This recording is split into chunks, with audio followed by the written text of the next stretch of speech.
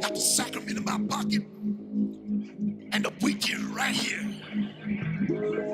His skin's blue-black and his tongue's beet red. Iboga is for those people who really want it.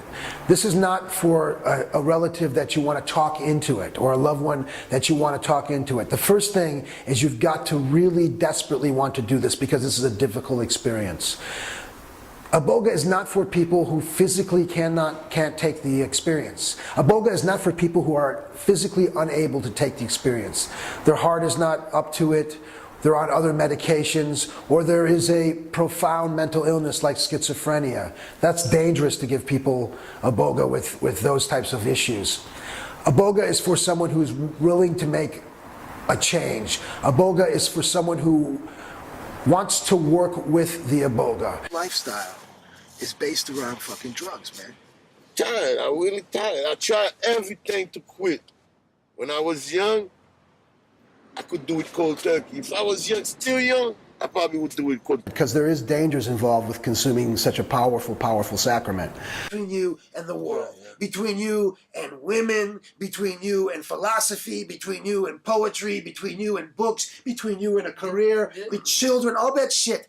If you guys take this, and drug users in particular are not forthcoming with information because they're worried about being excluded, and they're just sort of used to not being forthcoming just for the nature of consuming an illegal drug. So that was something that was really difficult early on in my practice. I got duped a lot of times. When's the last time you injected? I'll go with you. This morning. This morning? Yeah. So you injected 450 milligrams of methadone? No, I did 240 that way, and then 240. What happened in Canada was that it was early on in my treatment. That's a perfect example. I agreed to let the brother come along, the second young man come along at the last minute.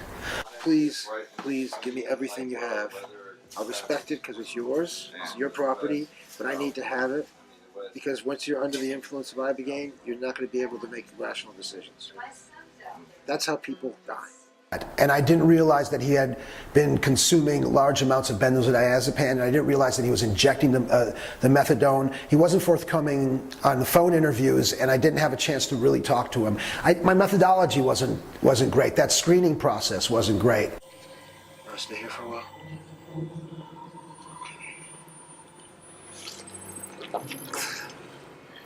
Hey, what's up? Hey, hey, hey, hey, hey, hey, hey, hey, hey, hey, hey, hey.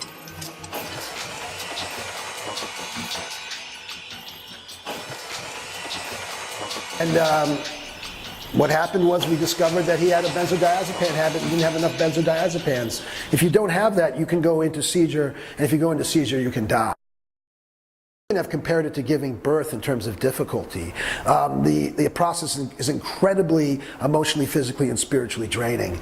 And so we want people to know when they're getting into it that this is going to be a rough ride, because you don't want them coming in with too little information. Sometimes they get too much information from the internet and so forth, and they're coming and they're expecting, to see all the archetypes of their life, the creation and destruction of the universe, and they'll slide through it without any pain. The reality is far different from that. So we want people to be informed. With children, all that shit. If you guys take this, I try to talk somebody out of Iboga. I try to present to them different other alternatives, alternatives that are more within the mainstream. If someone comes to Iboga as a novice drug taker, maybe using for a year or two, it's not an ideal situation for them. We want people who are at the end of the rope, that are near bottom, who are willing to go through the arduous process of becoming. Got the sacrament in my pocket.